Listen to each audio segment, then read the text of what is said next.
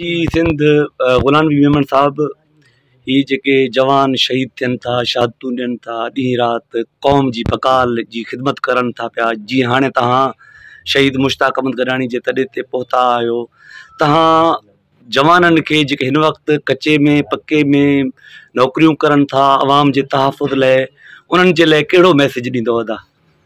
बिस्मिल्लाहिर्रहमानिर्रहीम।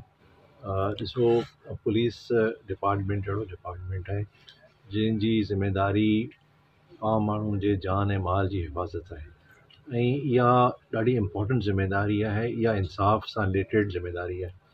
इंसाफ़ जॾहिं अची थो वञे त पोइ उहा जेका सेंसिटिविटी उन शइ में आहे, उन जो पुलिस ऑफिसर खे जेकॾहिं ख़्यालु आहे ऐं आम माण्हू खे जेकॾहिं इन क़िस्म जो रिलीफ ॾियनि था त इन खां बहितर का इबादत न आहे।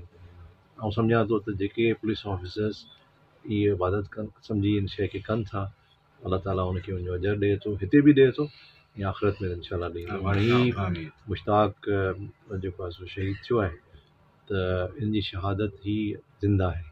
असां हिनखे जेको आहे सो उन क़ुर पाक जे रेफरेंस सां ॾिसूं था त शहीद हमेशह ज़िंदा आहे। इंशाअल्लाह अलाह ताला उनजे बचड़नि खे साले कंदो, अलाह ताला उनजे बचड़नि खे नवाज़ींदो। असां डिपार्टमेंट में पूरी कोशिशि कंदा आहियूं त शहीदनि जे औलाद खे लुकआफ्टर कयूं।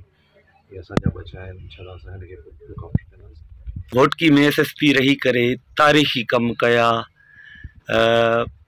भोतारनि खे ॾंडो ॾिनो, तव्हां सुहांजड़ो में नोगो एरियाज़ में फस्ट टाइम पुलिस मोकिली, नागवाह ते तव्हां फस्ट टाइम मोकिली पुलिस, कारनि रेडियुनि खे इबरतनाक सज़ाऊं तव्हां ॾिनियूं। तव्हां हाणे IG सिंध थियण बाद उन्हनि जवाननि लाइ कहिड़ो सुठो क़दम खयों आहे? पंजाब पुलिस जूं पघारूं हिननि खां डबिल आहिनि, अलाउंसिस डबिल आहिनि, प्रोमोशन जो रेशो जवाननि जो इंतिहाई सिलो आहे। 27 साल उन्हनि खे गुज़री वेंदा आहिनि, उहे कांस्टेबल मां हेड कांस्टेबल नथा थियनि। तव्हां पंहिंजे मोहबत जो इज़हार सिर्फ़ु ज़बानी कयो था या अमली तरह उन्हनि जा इहे मसइला हल करणु चाहियो था? ॾिसो, सभ खां इम्पॉर्टेंट ड्यूटीज़ जेके IG जो आहिनि उन में वेलफेयर ॾाढी इम्पॉर्टेंट शइ आहे। ऐं तव्हां जेकॾहिं पुलिस जी पघार जो रेफरेंस ॾिनो त अलहमदिल्ला हाणे असांजी पघार, असांजे जवान जी पघार जेका आहे कंपेरेटिवली पंजाब पुलिस जे बराबरि आहे। जेके प्रपोज़ल वियो उन में गवर्नमेंट जेके आहिनि तक़रीबन 10 बिलियन जो डिफरेंस पे आयो ऐं गवर्नमेंट उहे पैसा ॾिना ऐं अलहमदिल्ला जेको सो हाणे कुझु ॾींहंनि में जेको पघार बचियो आहे उहो सभिनी पुलिस ऑफिसर्स खे मिलणु शुरू थी वेंदो। असां चाहियूं था त पुलिस जी जेका आहे सो मेडिकल रीएम्बर्समेंट जो, मेडिकल जेके असांजे हॉस्पिटल्स आहिनि उनखे जेको सो बहितर खां बहितर करियो। अलहमदिल्ला असां कयो आहे, रीएम्बर्समेंट जे सिस्टम खे बि बहितर था करणु चाहियूं। पुलिस जा क्वार्टर्स जेके आहिनि सो उनजी रिपेयर पोयनि काफ़ी सालनि खां न थी आहे। असां चाहियूं था त उनजी रिपेयर जे लाइ अलहदा पैकेज मिले, जेको CM साहब मूंखे चयो आहे त बिल्कुलु असां तव्हांखे पैसा ॾींदासीं। इन खां अलावा असां चाहियूं था त जेके कचे में पुलिस ऑफिसर्स कमु कनि पिया उनखे कचा अलाउंस मिले। पहिरीं इहो मिलंदो हो, पोइ डिस्पेंड थी वियो, त उहो असां चाहियूं था त उहो कचा अलाउंस रिवाइव थिए।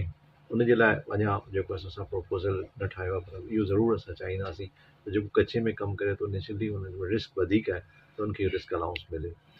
असांजे ट्रेनिंग इंस्टीट्यूशन्स में पुलिस जॾहिं ट्रेनिंग करणु वेंदी बि, हर माण्हू खे 3-4 दफ़ा ट्रेनिंग इंस्टीट्यूशन में वञिणो थो पवे।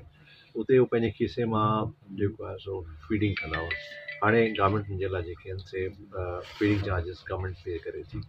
त असां पूरी कोशिशि करियूं था त जेका आहे असां उन जी प्रमोशन जे रेफरेंस सां यकीन करियो त जेतिरो पुश कयो आहे पंहिंजे सबॉर्डिनेट पुलिस ऑफिसर्स खे, हाणे मूंखे प्रमोशन मिले थो त मूंखे ख़ुशी थिए थी त मुंहिंजे सिपाही खे जेकॾहिं प्रमोशन मिलंदो, हेड कांस्टेबल थींदो या मुंहिंजो हेड कांस्टेबल ASI थींदो या ASI सब इंस्पेक्टर थींदो त मूंखे ख़ुशी थींदी त उनखे इहो ख़ुशी मिले। ऐं उहो उन जे लाइ असां भरपूर एफर्ट कया आहिनि, काफ़ी प्रमोशन थिया आहिनि। हींअर मूं वटि ऑफ द कफ प्रमोशन जो तइदादु कोन्हे को, पर आउं सम्झां थो त असां कंहिं बि प्रोविंस खां पोयां कोन्हे।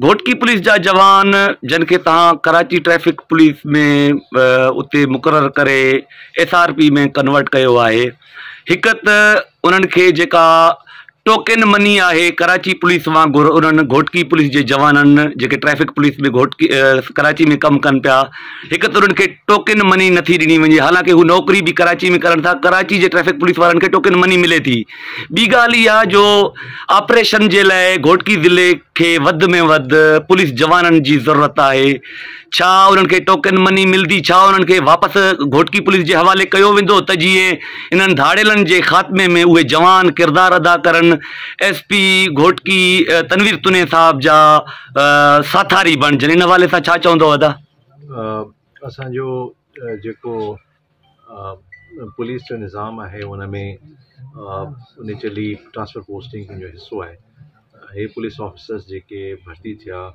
5 सालनि जे लाइ उन ते कंडीशन विधी वई त कराची ट्रैफिक में कमु कंदा ऐं उनखां पंहिंजे डिस्ट्रिक्ट्स में वेंदा अनफॉर्चुनेटली विच में कोविड अची वियो 2 साल जे करे भर्ती थी न सघी हाणे उहो जवान जेके कराची ट्रैफिक जे लाइ भर्ती थी विया आहिनि उन खे असां नेक्स्ट मंथ ट्रेनिंग ते मोकिलियूं पिया जीअं ई उन जी ट्रेनिंग थोरी एडवांस थींदी त इहे माण्हू वापसि पंहिंजे डिस्ट्रिक्ट्स अची वेंदा काफ़ी तइदाद कोई तक़रीबन 500 खनि जे क़रीब आहे जेको घोटकी जे सां तालुक़ु रखे थो जो कराची ट्रैफिक में कमु करे थो असां जेके बि माण्हू वापसि अचणु चाहिनि था त इनशाला जीअं ई मुंहिंजी ट्रेनिंग कंप्लीट थींदी त उन खे रखी इन्ही खे वापसि कंदासीं वॾी महिरबानी साईं वॾी महिरबानी